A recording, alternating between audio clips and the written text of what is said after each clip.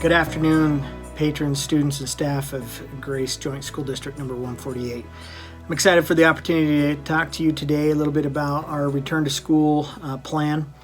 We're excited to announce that we'll be back in school on August 12th. We'll be in school under Category 1 in our return to school plan that was submitted to the state.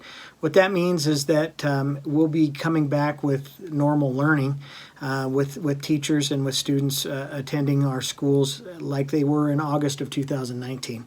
So we're excited about that. A couple of requirements, however, before we do come back to school. There is a health screening form that we'll need you to complete with your students. That is for both staff and students. That form can be found on the district website. But what that's going to ask you to answer 3 or 4 simple questions. But we need to have that information before we do allow you to come back to school.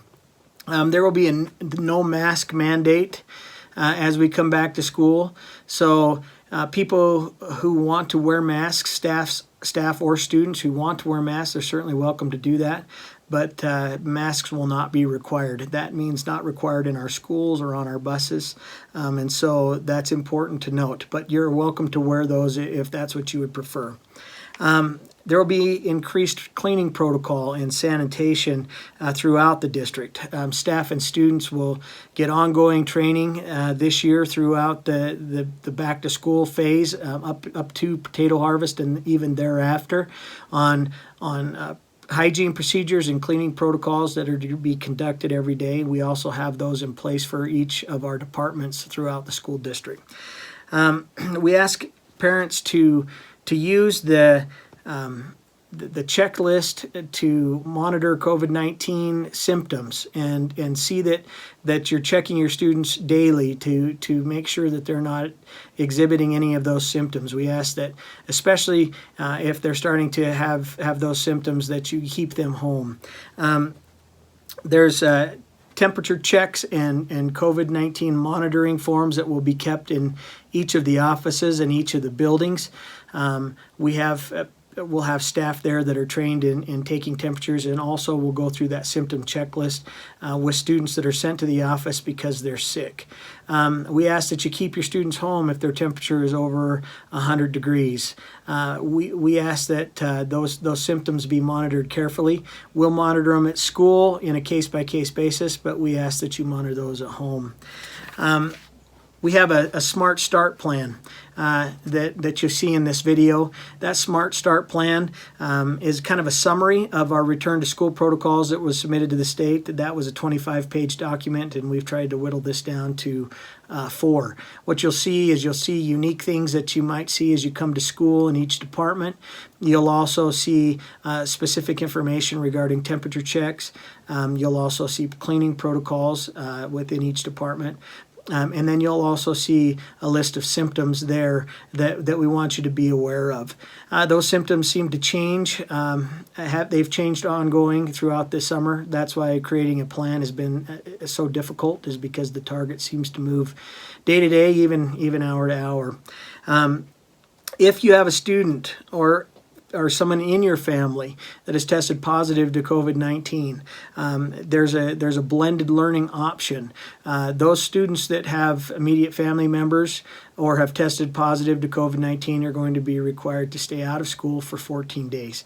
And in that time, they can receive their instruction much like you're receiving this video.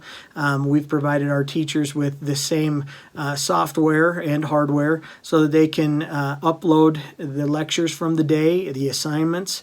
That will be through Google Classroom, which we started when we were in the shutdown phase last spring. So students will be able to continue to learn from their teacher. Teachers will provide those assessments as well as that homework.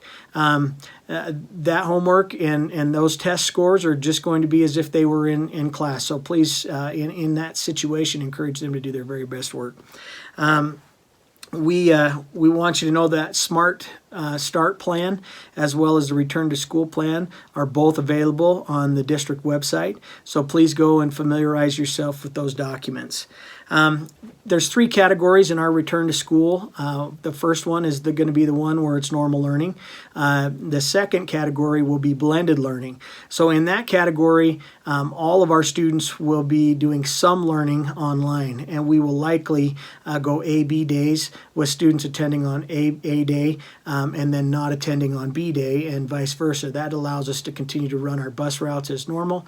It also allows us to facilitate social distancing within our buildings, which is very, very difficult.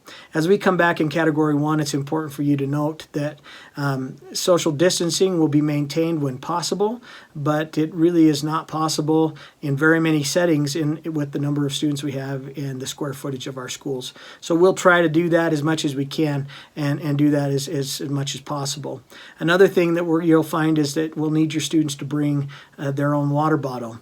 We're going to turn off drinking fountains. Self-fill stations will be available, but we're going to turn off those drinking fountains because those are high-touch surfaces and also common areas for viruses to spread. So make sure your students come with a water bottle and ask them and remind them not to share with their neighbor. A couple things that we want to talk about also are athletics and activities. Activities will resume on August 10th. There will be a participant waiver. You'll see that also in this video. They won't be able to practice and they won't be able to participate until they have that form signed and in the coach's office and with Mr. Draper, the AD. Temperature checks and symptom monitoring check sheets and to trace contact between players will be maintained on a daily basis.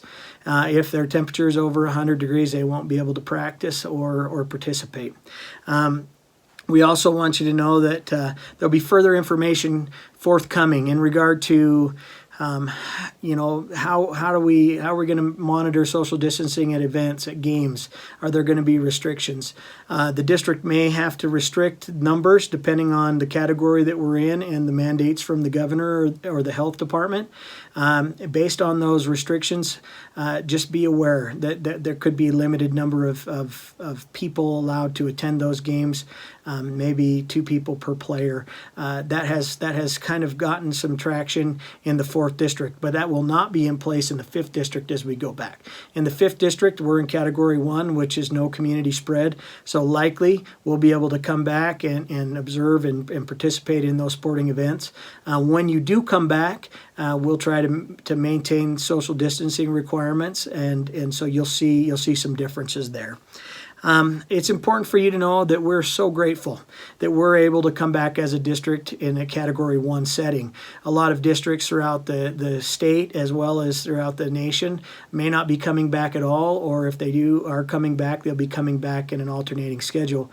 We feel fortunate that we have a school board who has thoroughly reviewed these and has been open to allowing us to come back as normal as possible.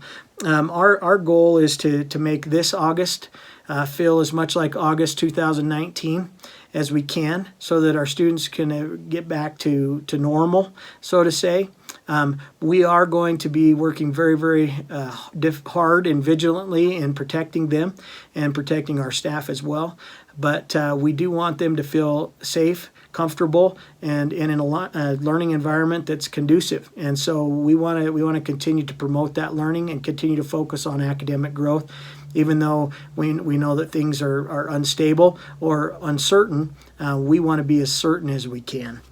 I want you to know how much I appreciate your support. It's been an interesting time, unprecedented time. If you have questions regarding anything that has been in this video or questions regarding our return to school plan, please don't hesitate to contact the district office, and I'd be happy to answer those questions as best I can. And if I don't know the answer, I'll find the answer out. So thank you again so much, and go Big Red.